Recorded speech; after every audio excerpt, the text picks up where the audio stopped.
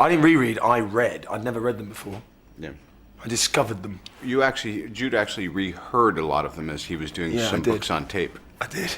I couldn't read. I only had a couple of weeks, and I was trying to read quickly, and I was reading one and listening to another. He's nutty about research, though. I like to study in Scarlet. Studying Scarlet's good. Scandal in Bohemia is good. It is good. There's one. The Scarlet Pimpernel. Yeah, just Scarlet in general. No, Studying Scarlet was good. No, the Gang of Four. Gang of Four. Sign of Four. Sign of Four. Well, it's funny, because the premiere was last night, and I hadn't seen it in a while.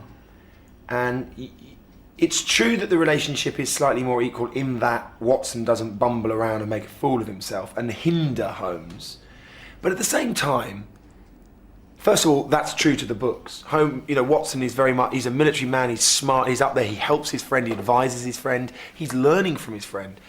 All that's in our film. I wouldn't say he's up there. This guy's still pretty extraordinary. He has these amazing, superhuman in a way, and I say that without sounding like, Superman, but superhuman in his abilities to take detail, to absorb data, as he puts it, is extraordinary, and Watson doesn't have that. That really struck me last night, that they are equal in that he's not an idiot, but Holmes is pretty extraordinary. Yeah, but he's in training. Watson is in training. He is. I like that really popped out too, the whole bits when you were testing me.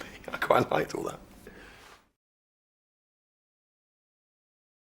Well, the interesting thing is they met, you've got to go back to the source material, and they meet through necessity.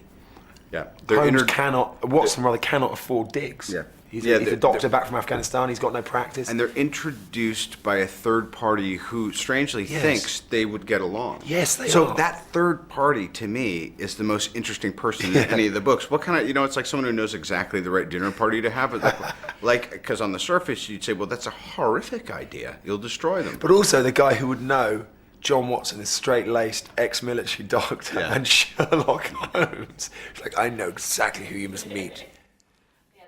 But do you know what I mean? They meet through necessity. So to sort of try and split them apart and say what would happen is kind of impossible in a way.